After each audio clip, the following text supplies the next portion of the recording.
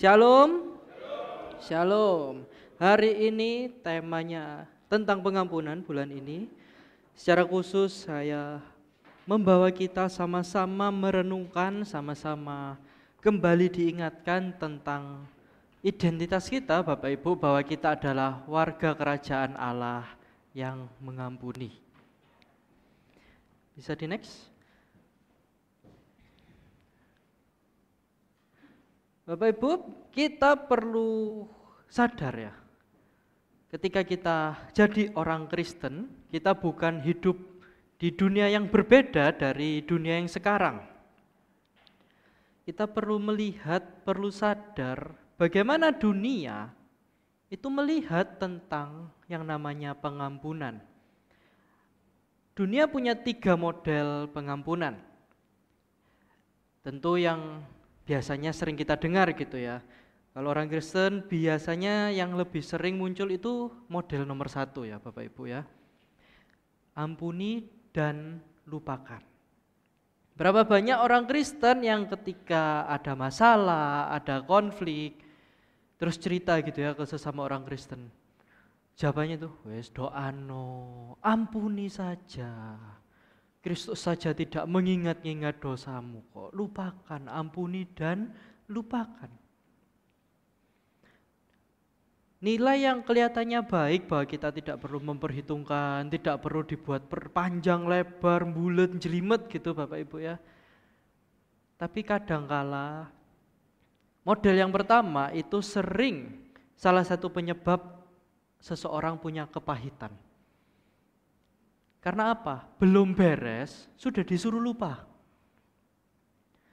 Itu Bapak Ibu kalau ibaratnya kita menanam sesuatu, itu kecampuran barang busuk di tanah, kita tuh enggak membuka dan mengeluarkan barang busuknya. Tapi kita tutup tanah yang baru, kita kasih pupuk, kita tanam bibit yang baru. Tapi akar yang rusak itu masih di sana dan akan menggerogoti apapun yang kita tanam yang baru. Nah, Ibu, saya pernah dapat ilustrasi bahwa sebenarnya kita sebagai manusia itu ibarat kata kita punya 2 lemari Bapak Ibu. Lemari pertama itu lemari yang berisi pengetahuan yang kita dapatkan, baik itu dari kuliah, dari sekolah, pendidikan, pengetahuan yang kita dapat dari media misalnya, dari berita-berita, bahkan dari mimbar, pengetahuan yang kita dapat dari Alkitab. Di situ ada banyak pengetahuan, banyak data-data yang baik. Tapi kita punya lemari yang kedua yang berisi apa yang kita rasakan. Dan seringkali kita hidup bukan berdasarkan lemari pertama yang kita tahu. Ketika kita mengambil keputusan, kita memilih ini, memilih itu, memilih bertindak yang seperti apa, merespon yang seperti apa. Seringkali kita bukan melihat yang baik dan yang kita ketahui, tapi kita bergerak dari yang kita rasakan. Dan itu salah satu penyebabnya ya, karena nggak diadres, ada masalah-masalah yang tidak dibahas sampai beres, tapi sudah keburu ditutup, dilupakan dengan embel-embel pengampunan. Itu model yang pertama, yang kelihatannya rohani, kelihatannya baik, tapi sebenarnya menimbulkan masalah baru yang jauh lebih panjang dan lebih banyak. Model yang kedua adalah hitung dan tuntut untuk bisa mendapat pengampunan. Ini model yang kadang orang Kristen masih secara sadar ataupun tidak sadar pakai. Saya pernah dengar cerita gitu ya. Ketika ada seseorang yang kalau ngomong itu omongannya nggak bisa dipegang. Ngomong sama si A, beda. Kita ketemuan Rabu jam 6 sore. Sorenya, kemarinnya dia telepon si B. Aku ketemuan kok, nanti Kamis. Terus telepon orang lain, aku ketemunya itu online, Rabu tapi siang. Jamnya enggak sama, waktunya enggak sama, metodenya enggak sama. Berapa banyak orang ketika ketemu manusia-manusia sejenis itu langsung bilang, enggak bisa dipegang omongannya. Deloken ya, lihat aja tak hitung, kamu bohongi aku sekali, tak ampuni, tak maafkan. Bohongi yang kedua, aku mulai waspada nih. Bohongi yang ketiga, aku tutup pintu, ndak ada kesempatan bagimu. Dan untuk mengembalikan kesempatan itu, untuk bisa percaya lagi, bisa berelasi lagi, orang-orang yang ada di model kedua akan main transaksi. Oke, kamu mengecewakan aku, sekarang kamu harus berusaha untuk mendapatkan kepercayaanku. Entah gimana caranya, tapi di sini menekankan, kamu salah, tak hitung, kamu berbuat baik, tak hitung juga. Kita totalan, kamu baik apa buruk. Berapa banyak juga orang Kristen secara sadar tidak sadar hidup dengan sesamanya ataupun dengan yang non-Kristen juga dengan cara demikian. Kes di gereja pun bisa jadi muncul. Oh iki, wong iki ya tak titeni, tak liati terus ya. Ini kalau saksi kayak gini, ini kalau ngomong yang disaksi sama yang di sehari-hari gak ketemu ini. Awas ya, tak lihat aja. Sampai aku ada urusan, hati-hati pokoknya. Kita cenderung melihat orang berdasarkan performa mereka. Kebaikannya misal, keburukannya misal. Dan yang lebih bahaya lagi ketika kita bukan lihat kebaikan dan keburukan, tapi yang kita lihat merugikan atau menguntungkan. Selama itu buruk tapi aku untung, oh enggak apa-apa, tak terima. Tapi kalau itu dia melakukan sesuatu yang benar, tapi membuat aku rugi, membuat aku repot, membuat aku harus kerja lebih banyak, membuat aku tambah susah, oh awas kamu. Kita menjadi Kristen yang bukan berdasarkan Alkitab, tapi berdasarkan untung rugi pribadi. Dan model yang ketiga yang saya yakin kita jarang ketemu, atau harusnya orang Kristen tidak ambil gitu ya, yaitu tidak perlu diampuni. Tapi dunia mengajarkan itu. Dunia mengajarkan ya kalau salah, ambillah model 2. Kalau salah, perbaikilah. Kalau salah, perjuangkan supaya aku percaya lagi. Sehingga tidak ada pengampunan apapun. Yang ada adalah ganti rugi, yang ada adalah konsekuensi, di mana pengampunan itu hilang. Nah, saudara sekalian, saya rindu kita sama-sama membaca apa kata Alkitab tentang pengampunan. Dari Matius 18 ayat 21 sampai 35. Saya baca yang ganjil, Bapak Ibu jemaat sekalian baca yang genap. Kalau tidak kelihatan bisa disiapkan di handphone atau Alkitabnya masing-masing. Matius 18 ayat 21 sampai yang ke-35. Kemudian datanglah Petrus dan berkata kepada Yesus, Tuhan, sampai berapa kali aku harus mengampuni saudaraku jika ia berbuat dosa terhadap aku? Sampai 7 kali? Saudara sekalian, ayat 22. Bukan, aku berkata kepadamu, bukan sampai 7 kali, melainkan sampai 70 kali 7 kali. Sebab hal kerajaan sorga seumpama seorang raja yang hendak mengadakan perhitungan dengan hamba-hambanya.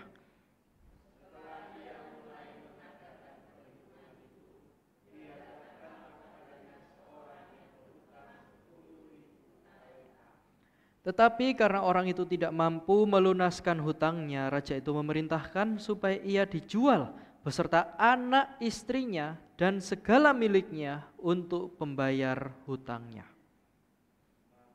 Maka sujudlah hamba itu menyembah dia, katanya, sabarlah dahulu, segala hutangku akan kulunaskan. Lalu tergeraklah hati raja itu oleh belas kasihan akan hamba itu, sehingga ia membebaskannya dan menghapuskan hutangnya. Tetapi ketika hamba itu keluar, ia bertemu dengan seorang hamba lain yang berhutang 100 dinar kepadanya.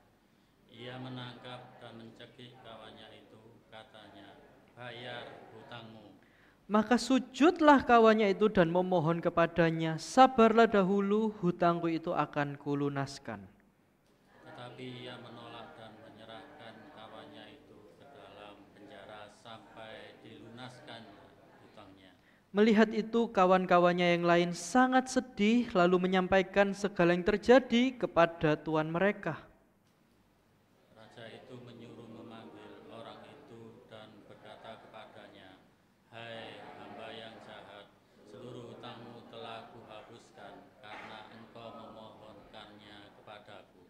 Bukankah engkau pun harus mengasihani kawanmu seperti aku telah mengasihani engkau? Maka marahlah tuannya itu dan menyerahkannya kepada Al-Bojo sampai ia melunaskan seluruh hutangnya. Maka Bapakku yang di sorga akan berbuat demikian juga terhadap kamu apabila kamu masing-masing tidak mengampuni saudaramu dengan segenap hatimu. Amin. Bapak Ibu Saudara sekalian, ayat yang tadi kita baca terletak di Matius pasal yang ke-18. Secara konteks, pasal itu membahas tentang kehidupan komunitas dalam kerajaan Allah. Dimulai dari para murid yang saling rebutan, dimulai dengan anak-anak yang seharusnya kita pandang sebagai teladan, orang yang polos, orang yang jujur, yang terbuka apa adanya. Dan diteruskan dengan kasih seorang gembala yang mencari domba yang hilang. Diteruskan juga dengan komunikasi tentang saudara dalam berkonflik. Dan di penghujung pasal, nats ini muncul. Bahwa orang dalam kerajaan sorga dipanggil untuk mengampuni. Ayat yang tadi kita baca, ayat 21 sampai 35, kurang lebih kalau dibagi, terjadi percakapan antara Petrus dan Yesus. Kemudian kita melihat ilustrasi, kita melihat perumpamaan yang disampaikan Yesus dari ayat 23 sampai 35 tentang seorang raja menghadapi seorang hambanya yang berhutang untuk menjawab pertanyaan yang diajukan Petrus. Jadi kalau kita baca sama-sama tadi, Petrus itu bertanya dan Yesus menjawab. Tadi kita bisa baca bahwa Petrus bertanya kepada Yesus, sampai berapa kali aku harus mengampuni saudaraku jika ia berbuat dosa terhadap aku? Bapak Ibu, di beberapa pasal sebelumnya Yesus membahas juga isu yang sedikit mirip. Jika ada seseorang dan kamu punya masalah di hatimu terhadap orang itu, tinggalkanlah upacara keagamaanmu dan pergilah temui dia, berdamailah dengan dia. Tapi di nats yang lain juga muncul, bukan orang lain yang masalah sama kita, tapi kita yang masalah sama orang lain. Tuhan juga memberi perintah yang sama, pergilah. Tuhan bukan, oh kalau yang salah maju duluan, yang salah ketemu duluan, bikin gerakan duluan, enggak. Baik kita yang disalahi ataupun kita yang bersalah ke orang lain, Yesus bilang sama, pergilah temui dia. Pesan yang ditunjukkan orang Kristen itu bukan pasif dan menunggu, bukan main benernya sendiri. Oh, yang salah kan kamu, ya kamu toh yang datang ke saya ini tidak salah kok harus datang. Mungkin saudara pernah dengar orang-orang Kristen yang secara nggak sadar sombong, menempatkan diri lebih baik daripada yang salah, sehingga ya yang salah dong yang datang, masa saya yang turun. Tapi bukankah itu berlawanan dengan pesan Injil? Bahwa orang Kristen dipanggil bukan untuk ditunggu, tapi kita yang aktif menghampiri. Dan itu yang muncul dengan kalimat Petrus.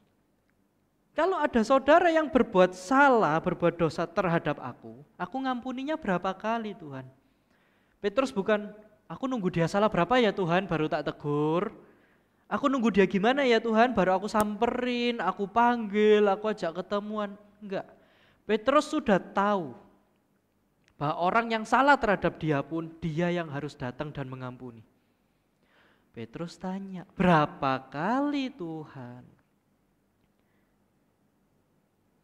Bisa di next, di kitab Amos 1 dan 2 kalau kita mau baca, pasal 1, pasal 2. Di situ Allah menjawab, memberikan hukuman kepada berbagai bangsa. Dan di situ dikatakan, setelah 3 kali pelanggaran, bahkan 4, aku mengutuk ini, aku membinasakan ini, aku menghukum ini, aku menyerahkan mereka ini, aku menghanguskan mereka, dan lain sebagainya. Bangsa Damsyik, Gasa, Tirus, Edom, Ammon, Moab, dan Yehuda serta Israel. Ini salah satu rujukan yang dijadikan oleh orang Yahudi bahwa orang itu boleh salah maksimal 3 kali. Karena Allah memberi batas 3 kali. Yang keempat dihukum. Kita perjanjian lama yang menjadi dasar sudah menunjukkan bahwa Allah bersabar 3 kali. Yang keempat dihukum. Petrus sebagai murid Yesus yang hidup bersama Yesus, dia sadar 3 itu batas rendah. Dia enggak tanya 3 ya Tuhan, enggak. Dia bilang 7 kah Tuhan? 7 itu 3 dikali 2, masih ditambah lagi. 7 itu angka sempurna. Petrus ingin menunjukkan sebagai murid Yesus Kristus, saya sudah lebih loh. Kalau orang Israel pada umumnya, orang Yahudi pada umumnya mengampuni 3 kali, saya mau 7 deh. Sudah bagus belum Tuhan 7? Saya udah double loh. Dimintanya biasanya 3, saya 7. Mungkin dalam hati dia berharap Yesus, wah mulia sekali Petrus, kamu muridku yang terbaik, wah hatimu sangat baik. Jawaban Yesus, enggak saudara sekalian. Yesus bilang, bukan, aku berkata kepadamu, bukan 7 kali, tapi 70 kali 7 kali. Saudara sekalian, Yesus kembali mengutip perjanjian lama. Kalau tadi kita lihat standar mengampuni 3 kali dari Amos, di Imamat, Ulangan, Mazmur, dan Kejadian, di situ muncul berkali-kali bahwa Tuhan akan menghukum, aku sendiri akan menghajar kamu 7 kali lipat karena dosamu. Tuhan menghukumnya 7 kali lipat. Di Ulangan dikatakan, kalau kamu perang, kamu tak kutuk. Kalaupun kamu perang jalan sekali, kamu akan kabur 7 arah. Artinya apa? Hancur, gagal total sampai kaburnya kemana-mana. Di situ konteksnya Tuhan sedang membilang, kalau kamu nurut dengan sang penyelamatmu yang membebaskan kamu dari Mesir, kamu akan dapat berkat. Tapi kalau kamu membantah, kamu akan dapat kutuk. Dan salah satu kutuknya, 7 kali hukuman. Di Mazmur juga dikatakan, pemazmur itu menyampaikan doa bahwa di ending dari doanya Bapak Ibu, dalam umat yang terancam, kalimat penutup doanya sebelum ucapan syukur bahwa Allah akan menjawab, Allah akan memenuhi, Allah akan menyelamatkan. Ada harapan bahwa balikanlah ke atas pangkuan tetangga kami 7 kali lipat celah yang telah didatangkan kepadamu. Pemazmur pun punya mindset bahwa hukuman dari Tuhan itu bukan 3 kali tok, tapi 7 kali lipat. Dan kalau kita kembali ke Kejadian ketika Kain dihukum, di situ dikatakan, sebab jika Kain dibalaskan 7 kali lipat, maka Lamek keturunannya 77 kali lipat. Yesus sedang mengutip kembali, bukan cuma 7, tapi 70 kali 7 kali. Yesus ingin menekankan bahwa kalau di perjanjian lama pembalasan itu pembalasan yang begitu kejam, begitu keji, berlipat-lipat kali. Sebagai orang Kristen kita dipanggil untuk mengampuni juga secara brutal. Mengampuni juga enggak pandang-pandang, enggak hitung-hitungan. Yesus menegur Petrus bahwa kelihatannya sesuatu yang mulia itu enggak mulia karena Petrus masih hitung-hitungan sama Tuhan. Dan Yesus ingin menunjukkan bahwa inilah jalan kerajaan, bahwa Injil anugerah yang tidak bisa dihitung. Karena kita menerima anugerah yang tidak terhingga. Bukan berapa kali dari 3 jadi 7, mau jadi 10, jadi 20. Poinnya bukan hitungannya. Tapi ketika kita sudah tidak lagi menghitung, disitulah kita benar-benar diproses, disitulah hati kita benar-benar terbentuk Bapak Ibu Saudara sekalian. Dan Yesus meneruskan jawabannya dengan sebuah perumpamaan. Bahwa perumpamaan yang diberikan juga menekankan sebagai jalan kerajaan Allah. Yesus gak cuma menghilangkan pertanyaan Petrus, menjawab dengan bantahan, tapi Yesus menjelaskan dengan sebuah perumpamaan, sebuah kisah. Bahwa dalam perumpamaan yang tadi kita baca ada 3 peristiwa yang terjadi. Peristiwa pertama adalah hamba pertama yang menghadap raja dan mendapat kebebasan. Bapak Ibu tentu tahu bahwa 10.000 talenta itu kalau dihitung sekitar hampir 10.000 tahun, 16.000 tahun kalau tidak salah. Oh salah, 164.000 tahun Bapak Ibu. Manusia hidup gak sampai 100, ini 164.000 tahun. Yesus sekali lagi ingin menekankan, gak usah dihitung, gak kira, lunas. 10.000 talenta itu gak bakal lunas. Yesus bukan sedang hitung-hitungan lagi, oh talenta itu sekian, bebannya itu emas, enggak. Yesus ingin menunjukkan, ini loh, statusmu adalah orang yang berhutangnya 10.000 talenta. Yang gak akan sampai akhir hidupmu, sampai anak cucu cicitmu gak sanggup melunasi. Kalau kita baca tadi dikatakan bahwa sang budak begitu tahu dia tidak bisa, nyawanya terancam, istrinya, harta bendanya semua yang akan dihanguskan dan dia akan dibinasakan. Dia melakukan sesuatu yaitu memohon, dia sujud kepada tuannya dan memohon kesabaran tuannya. Dan kita tahu sama-sama bahwa sang raja tergerak oleh belas kasihan. Dan kata belas kasihan, tergerak itu kata yang sering kali dipakai dalam kitab Injil yang kita tahu. Siapa yang paling sering tergerak oleh belas kasihan? Yesus. Yesus ingin menunjukkan bahwa akulah raja yang penuh belas kasihan dan kamu orang-orang berdosa yang gak akan bisa menyelamatkan dirimu sendiri. Bahwa kamu punya hutang yang tidak terhingga, yang tidak akan terlunasi. Tapi aku yang murah hati, aku yang penuh belas kasihan tergerak dan menebusmu, mengampunimu.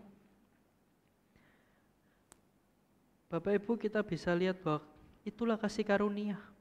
Bahwa kita itu harusnya enggak berhak, harusnya kita kerja keras sampai anak cucu kita dikorbankan semua. Dan enggak sampai juga, enggak lunas juga.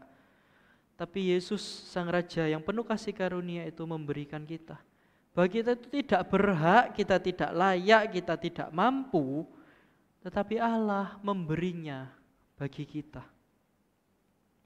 Pengampunan itu dimulai ketika kita sadar di hadapan Tuhan Bapak Ibu, kita itu bangkrut. Kita itu udah pailit, udah enggak punya apa-apa, mau diputer otak diapakno pun ya enggak bisa.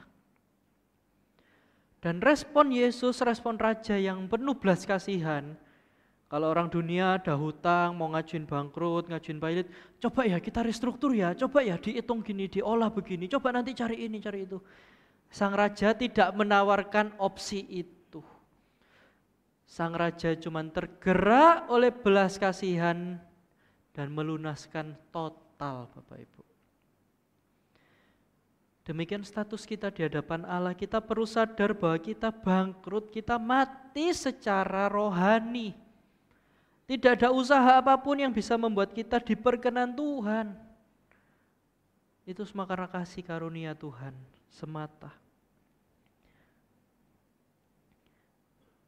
Bukan kita yang cari Tuhan, bukan kita yang bekerja keras, tapi Allah yang menyelamatkan, Allah yang melunaskan, Allah yang memberi. Kisah pertama selesai. Sang hamba dengan sukacita masih ketemu anak istrinya, masih punya harta bendanya, dan mendapatkan pengampunan, penebusan total dari seluruh hutang dia 10.000 talenta yang kelihatannya mustahil untuk ditebus.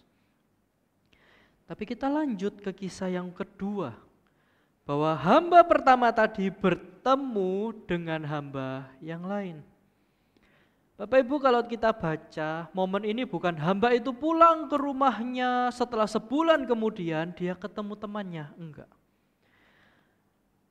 Ayat itu katakan bahwa ketika hamba itu keluar dari ketemu raja, dari dapat pengampunan, dia keluar. Di depan dia ketemu temannya sendiri, sesama hamba yang punya hutang. Tapi berapa hutangnya? Bukan 100 talenta Bapak Ibu, hutangnya 100 dinar. 100 dinar itu cuman sekitar sepersekian talenta, enggak sampai 1 talenta. Kalau dihitungkan upah harian itu cuman kerja sekitar 3 bulan lebih sudah bisa lunas. Ya kalau dicicil separuh berarti kan 6 bulan gitu ya nyicil. dari seorang hamba pertama yang punya hutang yang harus kelunasi ratusan ribuan tahun, dia ketemu temannya sendiri sesama hamba yang punya hutang cuma 3 bulan, gak sampai setengah tahun Bapak Ibu. Bayangkan ya, baru dapat pengampunan, keluar ketemu temennya. Responnya kan harusnya, weh aku diampuni loh. Yes gak apa-apa lah, 100 dinar gak sampai 1 talenta kok, aku dapat 10.000 talenta kok. Masih di momen yang sama, mungkin dia masih pakai baju yang sama, habis ditarik-tarik perwira, ditarik ngadep raja. Ketemu temannya yang punya hutang 3 bulan kerja, yang dia lakukan adalah mencekik kawannya dan bilang bayar hutangmu. Dan yang dilakukan kawannya Bapak Ibu kalau kita baca ayat 26, hamba pertama itu sujud menyembah rajanya. Sabarlah dahulu, segala hutangku akan kulunaskan. 3 ayat setelah itu ketika hamba pertama ketemu temannya, kawannya melakukan hal yang sama, sujud dan memohon dengan kalimat yang sama persis. Sabarlah dahulu, hutangku itu akan kulunaskan. Tindakannya sama, bersujud, memohon, minta sabar, kalimatnya sama dengan yang hamba pertama ini lakukan mungkin setengah jam sebelumnya ketika ngadep raja. Tapi respon hamba pertama yang dapat kasih karunia apa Bapak Ibu? Bukan cuma dicekik, tapi dihempaskan ke penjara. Bapak Ibu kebayangan ya? Hamba yang baru setengah jam, mungkin sejam lalu harusnya yang masuk penjara. Dan dapat kasih karunia, dia keluar dengan sukacita. Ketika ketemu temannya yang sepersekian saja hutangnya, yang dia lakukan adalah memasukkan temannya ke penjara. Penjaranya penjara siapa? Penjara rajanya sendiri yang harusnya dia masuk, tapi dia gak jadi masuk, dia masukkan temannya sendiri. Bapak Ibu lihat, bahwa kadang kita itu loh bisa, perilakunya sama, template-nya sama, kasih karunianya hilang Bapak Ibu. Kadang kita juga seperti hamba yang pertama, kita lupa diri, kita nggak tahu diri. Lupa bahwa penebusnya dia, itu bukan lututnya dia yang sujud minta permohonan. Bukan mulutnya yang mungkin mengarang kalimat-kalimat indah supaya Tuhannya tergerak. Bukan kisah sedih istriku di rumah sendirian, anakku belum sekolah, masih playgroup, gak ada yang bayar, gak ada yang jaga. Enggak. Dia selamat bukan karena lututnya memohon, bukan karena bibirnya mengusahakan kisah-kisah yang menggerakkan hati Tuhan. Mengetok hati Tuhan, gak ada Bapak Ibu. Tuhan tergerak karena dia penuh kasih. Bukan dimotivasi, dimanipulasi oleh hamba-hamba yang gak jelas, hamba-hamba yang gak tahu diri. Tapi seringkali kita jadi orang yang gak tahu diri di hadapan Tuhan. Saya pernah dengar seorang pendeta bilang kita harus doanya sekian jam, kalau bisa bahasa roh itu double, Tuhan tergerak, pintu surga dibuka, kita mengetok pintu surga. Enggak. Mau kita bahasa roh, enggak bahasa roh, Tuhan tahu isi hati kita. Tuhan tahu kebobrokan kita, motivasi kita minta itu untuk kita atau untuk Tuhan. Tuhan tahu dan Dia yang penuh kasih, jauh lebih bijak dan lebih tahu isi hati kita daripada kita sendiri. Seringkali kita enggak tahu diri di hadapan Tuhan. Buru-buru ke sesama, sama Tuhan aja enggak tahu diri. Kadangkala kita itu lupa bahwa pengampunan itu bukan cuma lupa yang tadi, tapi pengampunan itu sadar betapa kita bobrok, betapa kita itu berhutang begitu besar dan tidak mampu melunaskannya sendiri. Dan kita belajar untuk melepaskan karena Allah yang melepaskan kita dulu. Bapak Ibu lihat bahwa kita manusia, orang Kristen pun juga sama.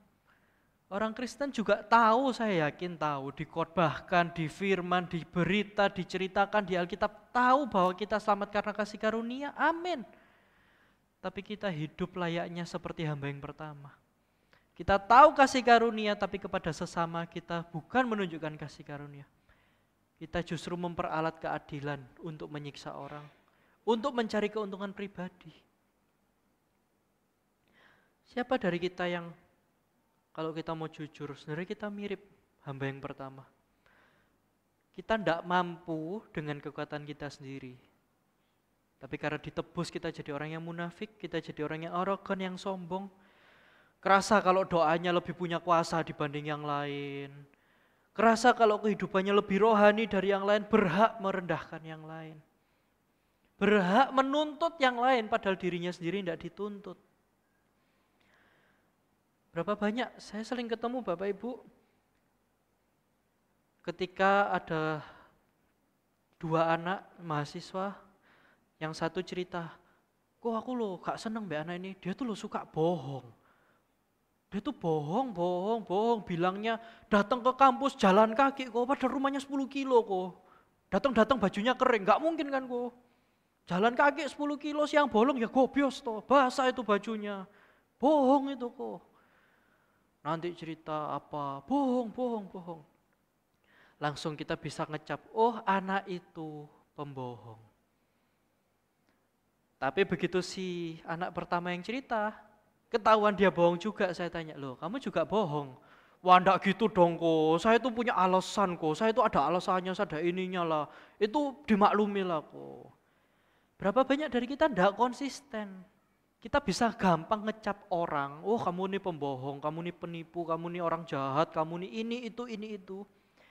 Tapi lupa diri kita sendiri kadang juga pelaku yang sama. Kadang kita lupa diri Bapak Ibu, kalau kita juga pernah. Baru kemarin ya saya sama Livi habis ngobrol gitu ya. Ada yang gak cocok, ada slack gitu ya, ngobrol. Respon pertama Bapak Ibu, kalau ditegur, kita tahu nih di otak, kalau ditegur minta maaf, kalau ditegur klarifikasi, kalau ditegur rekonsiliasi. Tapi respon manusia pada umumnya kalau ditegur ngeyel. Siapa di sini kalau ditegur langsung siap, ya saya terima masukannya, terima kasih tegurannya, Tuhan memberkati. Enggak ada Bapak Ibu. Orang kalau ditegur itu, loh enggak gitu, kamu tuh enggak tahu ceritaku, kamu itu enggak gini, panjang Bapak Ibu. Disitulah kita perlu bertobat bahwa kita enggak jauh lebih baik.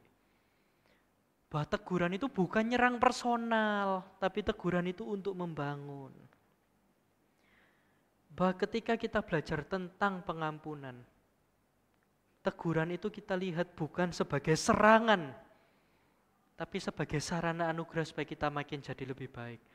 Dan yang negur pun juga punya tanggung jawab untuk enggak nyerang. Yang tegur pun punya tanggung jawab untuk menegur dengan motivasi membangun, menegur dengan kasih. Tidak seperti hamba yang pertama, yang di kejadian berikutnya Bapak Ibu, yang ketiga yaitu raja menunjukkan keadilannya. Kalau kita sadar bahwa kita kadangkala pembuat kejahatan, kita menikmati kasih karunia yang begitu indah dari Tuhan, tapi di saat yang sama kita menyiksa orang lain, menekan orang lain. Ada kabar baik dan ada kabar buruk bagi orang yang seperti itu. Di ayat berikutnya di situ dikatakan bahwa teman-temannya, kawan-kawannya, sesama hamba yang lain juga melihat hamba yang gak tahu diri ini menjebloskan kawannya ke penjara. Raja marah dan raja memanggil, menegur dan membinasakan hamba tersebut. Raja itu bilang, hai hamba yang jahat, seluruh hutangmu sudah dihapus, bukankah engkau harusnya mengasihani kawanmu seperti aku mengasihani engkau? Tapi karena kamu tidak melakukan demikian, kamu juga binasa. Bapak Ibu lihat ya, dia masuk penjara dan binasa karena kawan-kawannya yang lain juga melihat ketidakadilannya dia. Kawan-kawan hamba yang lain juga melihat problemnya dia. Ini juga berlaku bagi orang Kristen. Gereja juga punya peran sebagai kontrol sosial untuk saling menguatkan dan saling menjaga. Pengampunan itu bukan solo karir, jalan sendiri, bukan. Tapi justru orang-orang Kristen di gereja lah yang menjadi kekuatan orang bisa saling support, saling mengampuni, saling menguatkan. Bahwa komunitas itu punya peran jadi saksi, punya peran merasakan kedukaan yang dialami temannya, punya peran untuk saling menjaga sesamanya, bahwa keadilan pasti ditegakkan. Sang raja yang penuh belas kasihan juga raja yang adil yang akan menghukum setiap orang yang bersalah. Di kerajaan Allah pengampunan itu bukanlah opsi, tapi panggilan utama. Bahwa orang dalam Kristus dipanggil untuk bermurah hati seperti Bapa juga bermurah hati. Banyak orang bilang, loh berarti kita harus taat dong, berarti kita harus ini, nanti enggak kita dihukum juga sama Tuhan. Wah ini kita keselamatannya karena kerja. Bukan Bapak Ibu, bukan bekerja untuk mendapat keselamatan. Hamba yang pertama juga tahu bahwa penebusannya, keselamatannya didapat karena belas kasih Sang Raja. Bukan usahanya, bukan lututnya yang memohon, bukan bibirnya yang menangis dan meminta, tapi belas kasih Sang Raja. Justru kita yang sudah terima keselamatan itu dipanggil untuk menunjukkan bahwa itu bukti keselamatan itu bekerja dalam kita. Bukti bahwa kasih karunia Kristus benar-benar ada dalam kita, yaitu kita mengampuni orang lain. Karena kita sudah diampuni terlebih dulu. Bapak Ibu, saya beri kita 4 prinsip dari seorang teolog almarhum Tim Keller ketika bicara tentang pengampunan, dia memberikan 4 prinsip. Untuk kita bisa benar-benar mengampuni yang alkitabiah. Pertama, kita harus mengakui pelanggaran apa adanya. Kalau ada masalah dibahas, diklirkan, aku keberatan di sini, aku enggak terima yang ini. Seperti hamba yang kedua tadi, hamba yang berhutang 100 dinar saja. Dia beneran berhutang, bukan hutangmu enggak ada, tak anggap enggak ada, enggak. Tapi juga bukan dibesar-besarkan hutangnya 100 dinar ditagihnya 1 talenta. Enggak. Pengampunan dimulai dengan mengakui ada luka yang timbul, mengakui ada hal yang menyakitkan apa adanya. Secara jujur, bukan dilebihkan tapi juga bukan dikurangi. Dan yang kedua yaitu sadar bahwa kita sama-sama hambanya raja loh. Aku enggak lebih baik. Hamba pertama enggak lebih baik dari hamba yang kedua. Kita sama-sama hutang dilunaskan. Kita sama-sama orang berdosa yang ditebus Kristus. Maka dari itu posisi kita sadar kita setara. Bukan lebih tinggi sehingga nunggu, kamu enggak minta maaf duluan tak enteng-enteng ya, tak delok ayo seminggu gak ngechat, gak ngabari ayo kon. Enggak. Tapi kita sadar kita setara. Maka dari itu pesan Yesus, pergilah temuilah dia, baik dia yang salah ke kamu ataupun kamu yang salah ke dia. Enggak ada kasta dalam pengampunan Bapak Ibu.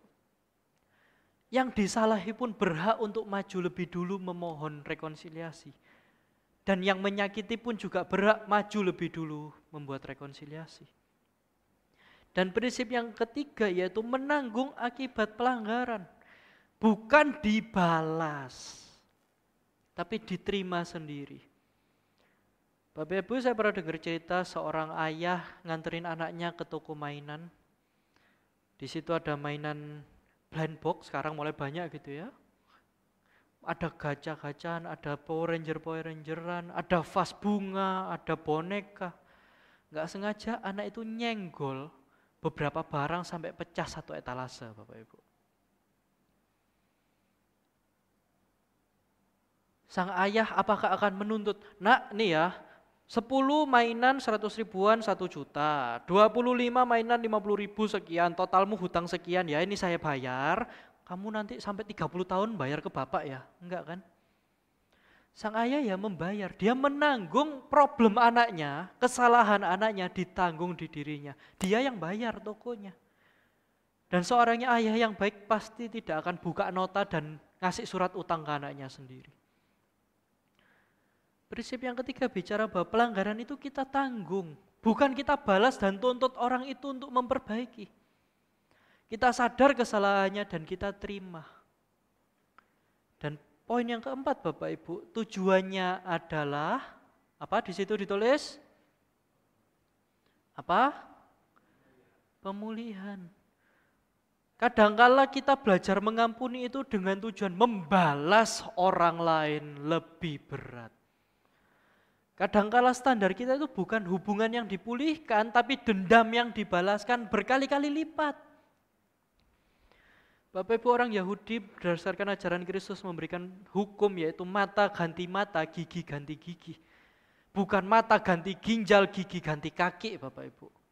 Pembalasan yang alkitabiah, pembalasan yang setimpal dan setara, bukan dilebihkan. Maka dari itu tujuan kita bukan balas dendam, bukan seperti Petrus yang hitung-hitungan. Tujuan kita adalah pemulihan. Dan tanpa keempatnya, kalau kita cuma 3, kita cuma 2, cuma 1, pemulihan yang sejati yang menurut Injil tidak akan pernah terjadi. Bisa jadi kita rekonsiliasi tapi kita tidak mengakui bahwa kita punya akar kepahitan yang belum beres. Bisa jadi semuanya beres tapi hubungannya retak dan gak ada kontak lagi. Bisa jadi hubungannya beres tapi kita masih deep down gak terima. Kamu kapan balas hutangmu? Kamu punya hutang emosi sama aku. Pengampunan yang diajarkan Kristus melingkupi 4 prinsip ini semuanya. Dan ayat yang terakhir Bapak Ibu, di ayat 35. Maka Bapakku yang di sorga akan berbuat demikian juga kepada kamu. Apabila kamu masing-masing tidak mengampuni saudaramu dengan apa? Dengan apa Bapak Ibu? Segenap hatimu. Pengampunan yang diajarkan Kristus itu bukan pengampunan masalah transaksinya hutang lunas. Bukan masalah tindakan, oh dia memaafkan. Tapi soal hati. Injil bukan cuma menyasar tindakan kita, perkataan kita, tapi hati kita. Bahwa pengampunan yang sejati itu bukan cuma performa, tapi transformasi. Bahwa hati yang diampuni adalah hati yang mau mengampuni. Orang yang diampuni pasti mau mengampuni. Orang yang sadar bahwa dirinya benar-benar tidak bisa menyelamatkan diri sendiri dan dapat kasih karunia, dia akan jadi saluran berkat yang meneruskan berkat pengampunan ke orang lain. Amin. Maka Bapak Ibu Saudara sekalian, kembali yang awal tadi bahwa dunia punya 3 model. Seorang teolog mengkategorikan bahwa orang yang mengampuni dan lupakan itu orang yang anugerahnya murahan.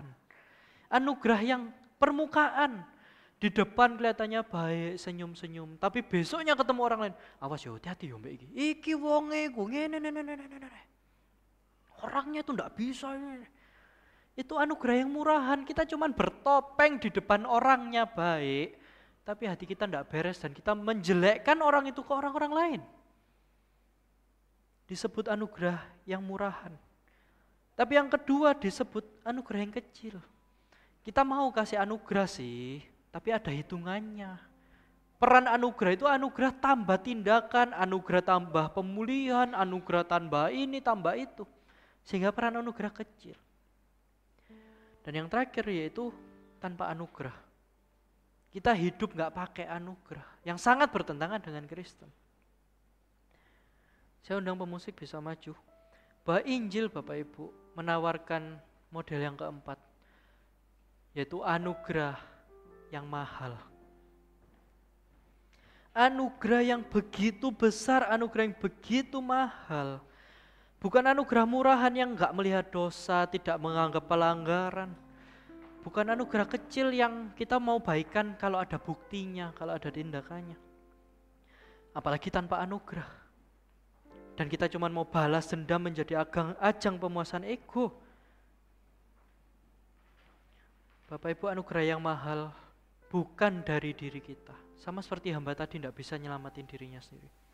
Tapi anugerah yang mahal itu berasal dari kayu salib, bahwa Yesus yang menanggung, bahwa Sang Raja yang melenyapkan hutang, yang menebus hutang dan memberikan keselamatan. Bapak Ibu, rekonsiliasi itu terjadi kalau kita sadar pengampunan yang sejati. Pengampunan yang sejati itu bukan soal kita berperforma. Oh ya, aku mengampuni ini. Ini loh list kesalahannya. Ini yang dia belum bayar, ini yang sudah dia tebus. Bukan. Pengampunan sejati bukan soal performa, tapi proses dan transformasi hati. Amin. Orang Kristen tidak pernah melihat pengampunan sebagai ritual yang dijalankan, sebagai perform yang dilakukan. Tetapi proses hati kita dibentuk, diremukkan, dibentuk kembali oleh Tuhan. Hati kita yang makin menyerap Injil. Hati kita yang makin melihat keindahan Kristus. Bahwa kita yang tidak mampu menyelamatkan diri sendiri. Kita seperti hamba pertama yang harusnya binasa. Tapi karena raja tersebut penuh belas kasihan tergerak. Bahwa raja itu tergerak bukan karena performa hambanya. Tapi raja itu tergerak karena belas kasihan. Maka dari itu kita sebagai orang Kristen, kita bukan perform ke Tuhan, tapi kagum akan pengorbanannya yang begitu besar, yang tidak terhingga, tidak terbatas, yang menebus kita. Kita bukan jadi orang Kristen yang transaksional, tapi kita jadi orang Kristen yang siap hatinya itu sakit, siap hatinya itu diobrak-abrik sama Tuhan, supaya kita pulih, supaya kita mendapatkan pengampunan yang sejati.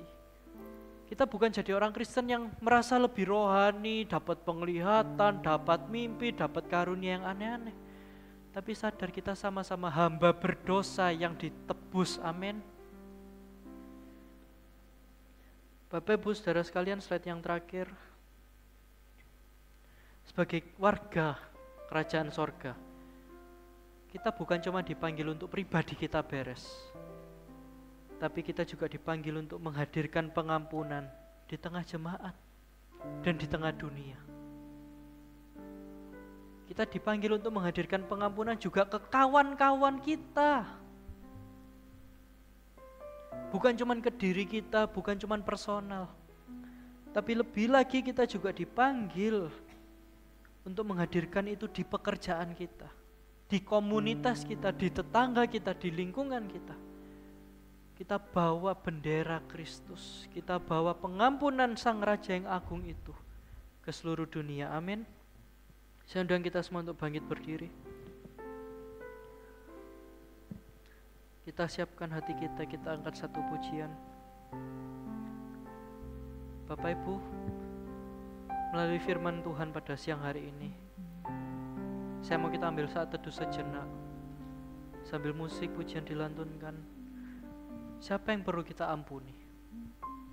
Siapa yang mungkin kita bersalah ke orang itu atau orang itu bersalah ke kita, yang masih kita genggam terus dalam hati kita gak mau lepas. Bapak Ibu, kiranya pada siang hari ini kita diingatkan pengampunan itu aktif, bukan pasif. Digerakkan oleh Kristus yang ada dalam hati kita. Kita dipanggil bukan cuma mengampuni yang enak-enak saja, tapi berjuang, Bapak Ibu, sebagai warga kerajaan sorga. Kita dicipta memuliakan Kristus, kita dicipta menikmati Kristus, dan juga menjadi serupa Kristus, amin. Sambil pujian dilantunkan, Bapak Ibu bisa ikut bernyanyi, bisa ambil waktu untuk berdoa. Siapa yang belum beres dalam hidup Bapak Ibu?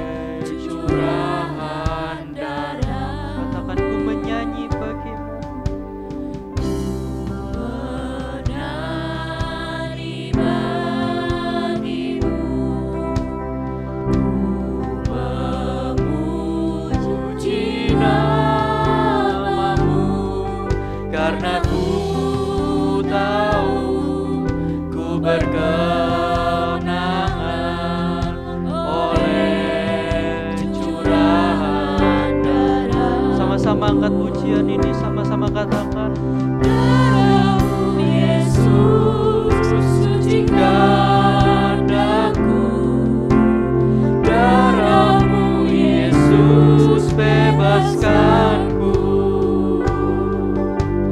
darah-Mu Yesus ubahkan aku, ku dijadikan. Kita nyanyikan dari awal, biarlah sukacita penebusan itu meluap dari hati kita.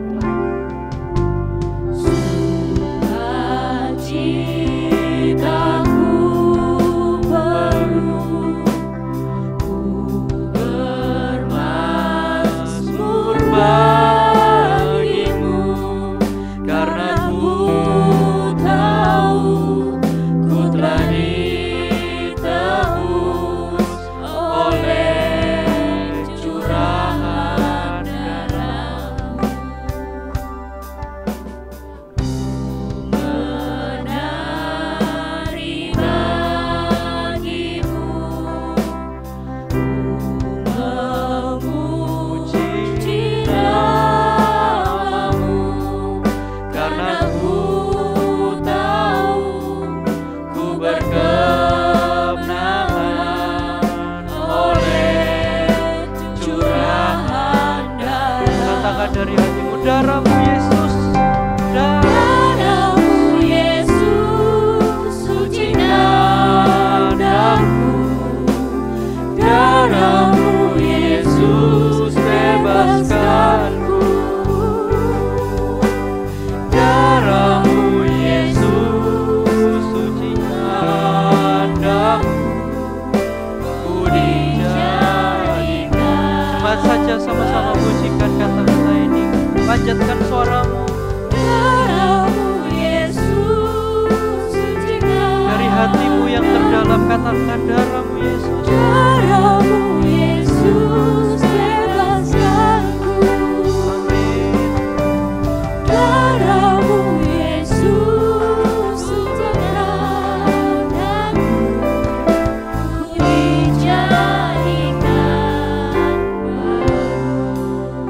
Dari hatimu yang terdalam, lihat salib terus, katakan bahwa darah-Mu Kristus. Darah-Mu Yesus sucikan aku, Darah-Mu Yesus Bebaskanku, darah-Mu Yesus ubahkan aku, ku dijadikan. Sekali lagi kita pujikan, resapi darah Kristus dalam hidup kita Darah-Mu Yesus yang menyucikan kita. Bahwa itu sucikan darah Kristus, bukan kita. Bahwa Darah-Mu darah Kristus yang memampukan, yang membebaskan, yang menguatkan kita. Darah-Mu Yesus ubahkan aku, ku dijadikan baru, Ku dijadikan baru, ku dijadikan baru. letakkan tanganmu di dada. Biar Tuhan yang mengetok hati saudara sekalian, bukan kita yang mengetok Tuhan. Biar Tuhan yang penuh kasih, penuh rahmat itu melimpahkan kasih karunia-Nya pada kita. Bukan performa kita, bukan permohonan kita, bukan kerohanian kita, tapi belas kasih dari Allah itu sendiri yang merengkuh setiap kita, memeluk kita dalam kepahitan, dalam problema, dalam konflik kita. Akui kita ada konflik, akui kita ada kepahitan. Doakan saudara. Kita dipanggil untuk aktif, untuk mengampuni, mengakui konflik itu. Memandang bahwa orang itu adalah orang yang juga perlu anugerah, bukan cuman kita. Memandang orang tersebut bahwa dia juga orang yang perlu berita anugerah, perlu kenal Injil. Bukan jadi ajang ego kita membalas dendam, tapi ajang kita bisa mengasihi. Ingat Bapak Ibu Saudara sekalian bahwa kita dipanggil untuk memberitakan kerajaan surga, merekonsiliasikan dunia yang sudah musuh Allah menjadi anaknya.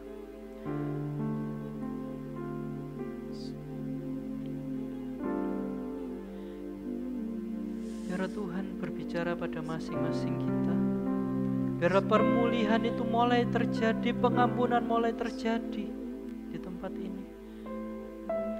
Bukan usaha kita, tapi Roh Kudus yang menggerakkan hati kita untuk mau diproses, hati kita mau diubahkan, karena kita dipanggil untuk serupa dengan Kristus. Biar kesempatan pada siang hari ini, Roh Kudus menjamah hati setiap dari kita. Hati-hati yang belum beres, akar-akar kepahitan yang belum selesai, izinkan Tuhan mengubah, mengobrak-ngabrik, dan memulihkan hati setiap kita. Bawa hati kita yang remuk itu kepada Tuhan yang penuh belas kasihan, yang tidak menghukum, yang tidak mematahkan bulu yang terkulai, tapi justru menyatakan kasih karunia-Nya kepada setiap kita. Dan kita umat-umat tebusan Tuhan dipanggil juga untuk menjadi saluran pengampunan, menjadi perwakilan kerajaan Allah yang penuh pengampunan bagi dunia ini. Siapkah hati saudara dipakai Tuhan? Dan siapkah hati saudara diproses oleh Tuhan?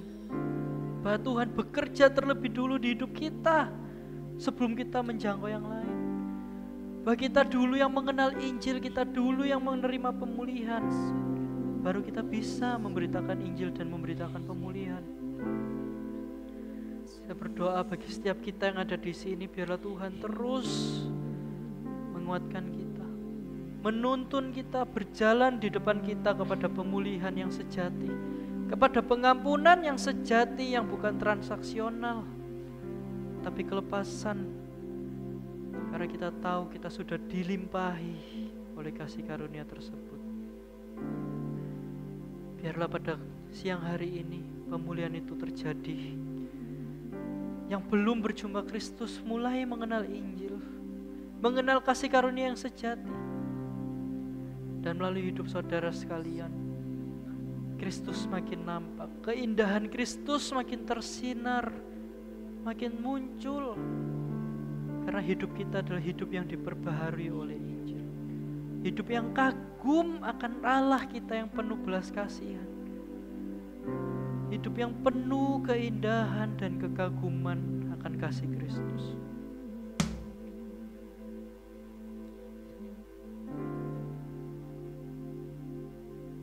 Tolong Roh Kudus, Engkau tahu hati yang terluka, Engkau tahu hati yang hancur, dan Engkau yang memulihkan setiap dari kami. Bahwa pemulihan itu terjadi siang hari ini karena Engkau yang melawat setiap kami, Tuhan. Hamba-Mu telah selesai menyampaikan firman-Mu, tapi kami mohon Kau terus memimpin hidup kami, mengarahkan hidup kami, supaya kami benar-benar sadar bahwa kami adalah warga kerajaan-Mu, Tuhan. Terima kasih Tuhan. Terima kasih. Hanya dalam nama Tuhan kami Yesus Kristus, semua yang dipulihkan, semua yang diubahkan, sama-sama katakan amin. Silakan.